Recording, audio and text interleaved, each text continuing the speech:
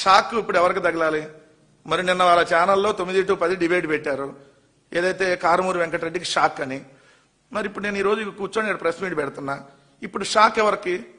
షాకుల మీద షాకులు ఎవరికి కొట్టాలి ఇప్పటికి? మరి కనీసం దాన్ని విత్డ్రా చేసుకుంటారా? ఎందుకంటే మేము తప్పుడు చెప్పాను. అయినా అసలు ప్యానలిస్టులకి అధికార ప్రజలకి తేడా తెలియకుండా జర్నలిజం ఎట్ట చేస్తున్నావు నాకు అర్థం కాల. ఆయన ఒక రోజు నేను అద్భుతమైన యాంకర్ అన్నాడు. అద్భుతమైన యాంకర్ అంటే మీ అధికార ప్రతినిధిగాను ప్యానలిస్ట్కి, లేదంటే జిల్లా అధికార ప్రతినిధికో, లేదంటే పార్టీకి సంబంధించినటువంటి ఎక్స్ఎమ్మెల్యేలకో ఈయన తేడా తెలియనట్టు జర్నలిస్ట్ అయ్యాడు. అంటే ఒకప్పుడు జర్నలిజం చదివినట్టున్నాడు, కానీ ఈ మధ్య పూర్తిగా తెలుగుదేశానికి టీవీ5కి మధ్యలో బ్రోకరేజం చేస్తున్నాడు కాబట్టి మర్చిపోయినట్టున్నాడు. సో అలాంటి వాళ్ళ గురించి మనం పెద్దగా పట్టించుకోవాల్సినటువంటి అవసరం లేదు. కానీ ఇప్పుడు మీరు అన్నది ఆమూర్తి అయితే నేను ఆమూర్తిగా చెబుతున్నా. బయట యోగిలాగా లోపల భోగిలాగా కనపడేటటువంటి నీ గురించి ఇంకా ఎక్కువ చెప్పాల్సి వస్తుంది.